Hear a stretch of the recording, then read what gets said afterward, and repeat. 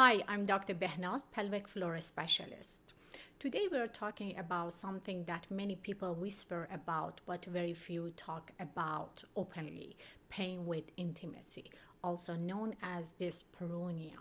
What dyspareunia feels like? Painful intimacy doesn't look the same for everyone. Some people feel a burning or a stinging right at the entrance, like hitting a sore spot every time. Others describe a deep ache or pressure inside the pelvis, pain that grows with movement, and some tell me the pain doesn't stop when intimacy ends. It lingers for hours or even days afterward. How dyspareunia is different from vaginismus.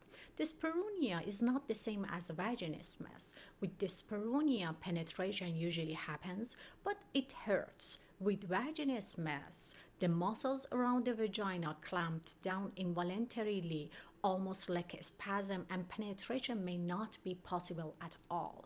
We'll go into vaginismus in another video, but this distinction matters because the treatment path is different.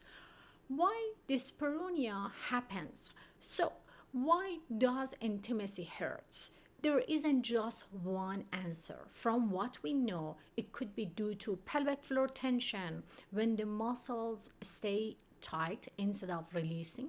Penetration feels like burning or cutting. Another cause could be scar tissue after childbirth tears, episiotomy, cesarean, or pelvic surgeries. Scars can make tissue stiff, pull, or cause sharp pain. Or even hormonal changes can cause that, like low estrogen, like after childbirth or in menopause, that tissues are getting thinner or drier, that makes intimacy uncomfortable. Another cause could be nerve hypersensitivity. Nerves in the pelvis may overreact, sending strong pain signals even there with gentle touch.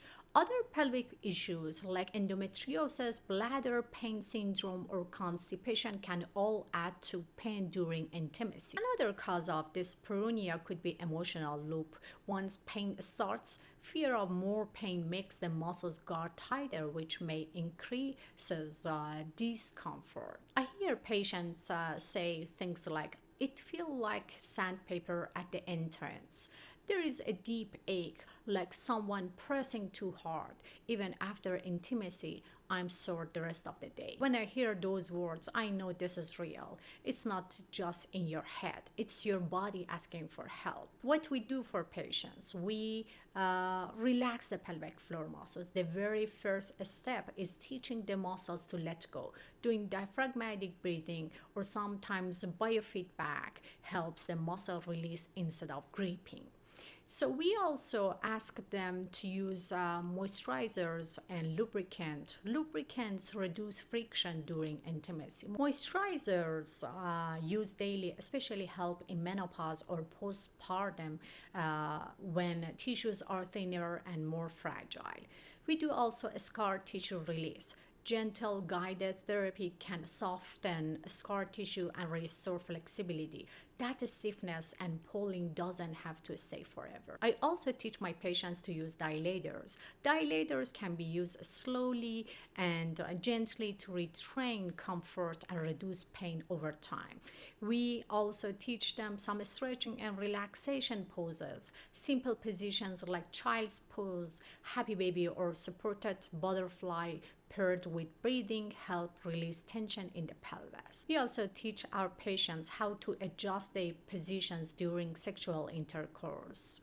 Sometimes it's not about avoiding intimacy, but changing how you approach it. Choosing positions that let you control the angle and depth can make a big difference. And also, talking openly with your partner takes away fear and pressure. Adding relaxation routines like warm baths or mindfulness also helps calm the body before intimacy. One of my patients told me every time we tried, it burned so badly. I just wanted to stop. We started with relaxation, breathing, added a moisturizer, and worked on gentle scalp release, slowly intimacy became comfortable again.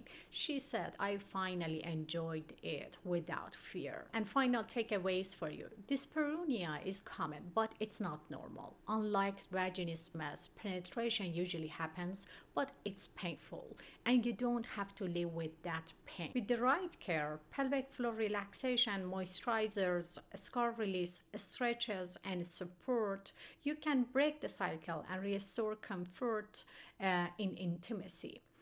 If this video gave you clarity and hope, please subscribe, like, and hit the notification bell. I'll be sharing more step-by-step strategies to help you overcome pelvic pain and return to pain-free intimacy.